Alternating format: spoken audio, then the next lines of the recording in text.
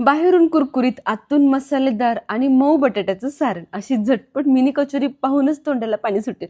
सकाळचा नाश्ता असो किंवा 5 वाजताचा स्नॅक टाइम, दोन्हीसाठी अगदी परफेक्ट अशी ही रेसिपी आहे. बनवायला अतिशय सोपी, घरगुती साहित्यांमध्ये सगळ्यात महत्त्वाचा मैद्याचा वापर न करता आपण ही मिनी कचोरी बनवणार आहोत. चला रेसिपीला लगेच सुरुवात करूयात आणि यासाठी लागणारं साहित्य आणि कृती बघूयात. सगळ्यात आधी इथे घेतले 3 उकडलेले बटाटे, कोथिंबीर, कढीपत्ता, हिरवी मिरची, हिंग, मोहरी, जिरे, धने, काळी मिरी पूड, लाल सुके मिरच्या, लसूण आणि आलं. आता एक स्पेशल मसाला आपण यासाठी बनवणार आहोत, ज्यामुळे आपलं आतलं सारण अतिशय चविष्ट आणि भन्नाट असं होणार आहे. यासाठी मिक्सर जारमध्ये 1 ते 1.5 चमचा धने, 4 ते 5 काळी मिरी, अर्धा चमचा जिरे, यातले जिरे थोडेसे मी फोडणीला बाजूला ठेवले. त्यानंतर लाल सुक्या मिरच्या. आता सुक्या मिरच्या तुम्ही कोणत्याही वापरू शकता. अशा साध्या लवंगी मिरच्या असतात त्या घेऊ शकता, किंवा अगदी या नसतील बेडगी मिरची असेल तर ती घेतली तरीही चालेल. 10 ते 12 लसणाच्या पाकळ्या आणि 5 ते 6 आल्याचे तुकडे घ्यायचे. आता या सगळ्या गोष्टी पाणी वगैरे काही न घालता ड्राय बारीक करून घ्यायच्या. हे वाटण अगदी मौसूद असं वाटायची गरज नाहीये, ओबडधोबड असं वाटायचंय, कारण कचोरी खाताना ह्या सारणाचा जो काही फ्लेवर आपल्या भाजीला भेटतो तो अप्रतिम असा असतो. त्यामुळे फक्त ओबडधोबड असं थोडंसं वाटून घ्यायचं. चला सगळ्या गोष्टी छान अशा वाटल्या गेल्या. तुम्ही बघू शकता किती सुंदर सगळं बारीक झाले. आता घेऊयात आपली मसाल्याची फोडणी करायला आहे. यासाठी पॅन गरम करायचा. पॅनमध्ये फक्त 2 ते 3 चमचे तेल घालायचं. आता तेलावरती मोहरी, जिरी, हिंग आणि कढीपत्त्याची खमंग अशी फोडणी घालायची. या रेसिपीला सगळ्यात महत्त्वाचं तेल खूप जास्त अजिबातही लागत नाही. म्हणजे तुम्ही अगदी डाएट करत असताना तरीही तुम्ही या कचोऱ्या आरामात खाऊ शकता. अगदी 2 ते 3 चमचे तेल आपण इथे फोडणीमध्ये वापरणार आहोत आणि कचोरी तर आपली फक्त अर्धा ते 1 चमचा तेलामध्ये तयार होते. चला आता सगळी फोडणी छान तडतडली की यावरती हे केलेलं वाटण घालायचं आणि वाटण खरपूस असं भाजून घ्यायचं. सगळ्या गोष्टी आपण ज्या वाटून घेतल्या त्यातली कोणतीही गोष्ट भाजलेली नव्हती, म्हणजे धने, जिरे, म्हणून हे या स्टेजला चांगलं भाजून घ्यायच्या. यामुळे फ्लेवर याचा खूप छान बाहेर येतो. त्यानंतर घालायचं 1 अर्धा ते पाव चमचा हळद आणि त्याचबरोबर चवीप्रमाणे मीठ घालून घ्यायचं. मीठ मी फोडणीमध्येच घालते, कारण फोडणीमध्ये मीठ घातल्यामुळे मसाल्याला मीठ खूप छान बसतं, एकसारखं असं लागतं आणि चव खूप छान येते. चला आता मीठ घातलं की मीठही या फोडणीमध्ये व्यवस्थित असं परतवून घ्यायचं, मिक्स करून घ्यायचं. तुम्ही बघू शकता किती सुंदर असा मसाला झालाय. मसाला अतिशय छान ड्राय झालाय. आता यामध्ये हा उकडलेला बटाटा हाताने अशा पद्धतीने क्रश करून घालायचा. चाकूने कट वगैरे करून अजिबातही घालायचं नाही. हाताने अशा पद्धतीने चुरून घालायचा, म्हणजे फोडी छानपैकी याच्या मौसूद अशा होतात. आणि बटाटा शिजवताना सुद्धा छान मौसूद असा शिजवा, थोडंसं जास्तीचं शिजवा, कारण हे सारण आपल्याला अगदी सॉफ्ट असं बनवायचं आहे. चला आता बटाटा या मसाल्यामध्ये व्यवस्थित मिक्स करून घ्यायचा. किमान 2 ते 3 मिनिटं तरी छान परतवून घ्यायचा, जेणेकरून सगळा मसाला बटाट्यामध्ये छान एकजीव झाला पाहिजे. त्यानंतर भरपूर अशी कोथिंबीर घालायची. फ्रेश कोथिंबीर घ्या. कोथिंबीरीमुळे सुद्धा सारणाला खूप छान फ्लेवर येणार आहे. या छोट्या छोट्या गोष्टींमुळे सारण आपलं अतिशय चविष्ट होतं, कारण जे काही मसाले आपण वाटून घेतले त्याचा फ्लेवर, फ्रेश कोथिंबीरीचा फ्लेवर, या सगळ्या गोष्टींमुळे आपलं सारण अतिशय सुपर टेस्टी असं होतं. चला सारण छान तयार झाले, थंड करायला बाजूला ठेवूयात. चला आता घेऊयात आपल्या कचोरीच्या बाहेरचं कव्हरिंगची तयारी करायला. यासाठी घेतले 1 वाटी पोहे, छोटे 3 चमचे पीठ आणि 2 चमचे तांदळाचं पीठ. तांदळाचं पीठ नसेल तर कॉर्नफ्लॉवर घेतला तरीही चालेल. आता पोहे छानपैकी स्वच्छ धुवून घ्यायचे. अगदी भरपूर असं पाणी घाला आणि खळखळ धुवून घ्या, म्हणजे पोह्यांमध्ये छान मॉइश्चर तयार होईल आणि पीठ आपलं व्यवस्थित असं तयार होईल. चला पोहे छानपैकी धुवून घेतलेत. पाण्यामध्ये पोहे ठेवायचे नाहीत, फक्त एकाच पाण्याने धुवून घ्यायचे. आता एका परातीमध्ये हे धुतलेले पोहे काढायचे आणि पोहे हाताने छानपैकी क्रश करून घ्यायचे. हाताने छानपैकी बारीक करून घ्यायचे. पोहे हाताने छान मळून घेतल्यामुळे पीठ मळायला सोपं जातं. आता सुरुवातीला पोहे छान बारीक करून घेते हाताने आणि त्यानंतर बेसन पीठ आणि तांदळाचं पीठ घालते.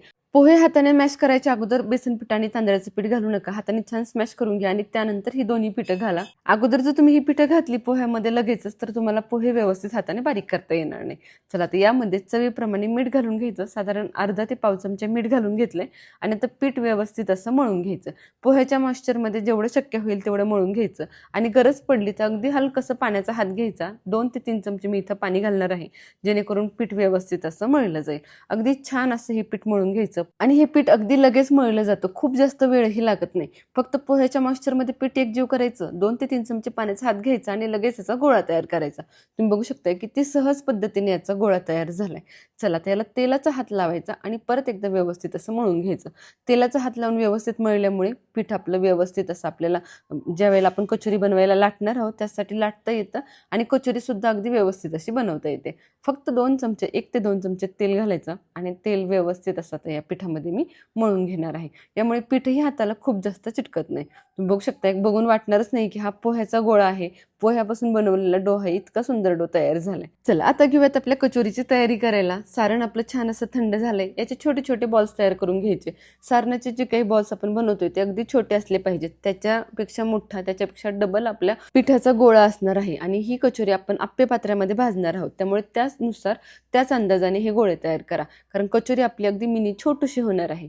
चला तर सगळे बटाट्याचे गोळे करून झाले, सारणाचे गोळे करून झालेत. आता आपण हे जे पीठ मळून ठेवले त्याचेही छान असे बॉल तयार करून घेऊयात. अगोदर सांगितल्याप्रमाणे बटाट्याचं जे काही सारण आपलं जेवढा गोळा बनवलाय सारणाचा त्याच्या डबल आकारामध्ये हे मळलेले पिठाचे गोळे बनवायचे. चला ही सगळी तयारी झाली. आता घेऊयात आपल्या कचोऱ्या लाटायला. यासाठी हे गोळे तेलाचा हात लावून छान असे लाटून घ्यायचे. सुरुवातीला पिठाचा हात लावून आपण गोळे बनवले होते, आता मात्र लाटताना आवर्जून तेलाचा हात घ्या. पिठी न घेता तेलाचा हात घेऊन व्यवस्थित अशी छोटीशी ह्याची पुरी लाटून घ्यायची. यामध्ये हा सारणाचा उंडा ठेवायचा आणि ज्याप्रमाणे आपण मोदक बंद करतो त्याप्रमाणे हलक्या हाताने बंद करून घ्यायचं. पोहे आहेत त्यामुळे हे पीठ थोडंसं ठिसरणार आहे, थोडंसं याला चिरा जाणार आहेत, परंतु यामुळे काही फरक पडत नाही. फक्त हलकंसं व्यवस्थित पॅक करून घ्यायचं आणि हाताने अशा पद्धतीने दाबून घ्यायचं.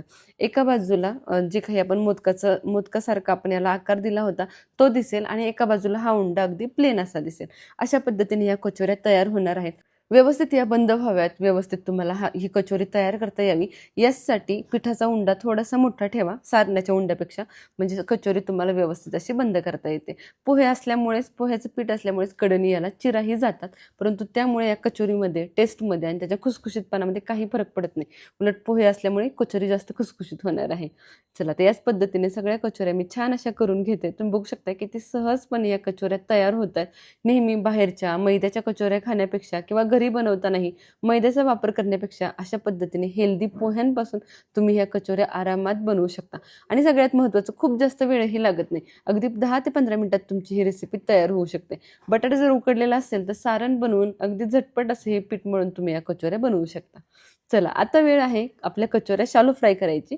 शालो फ्राय आपण अर्थातच आप्पे पात्रामध्ये करणार आहोत.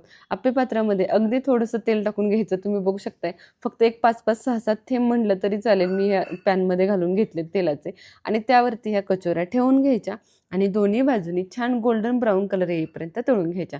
दुसऱ्या बाजूनीही अगदी 2-2 थेंब तेल सोडून घ्यायचं आणि दोन्ही बाजूनी खरपूस खमंग अशा तळून घ्यायच्या.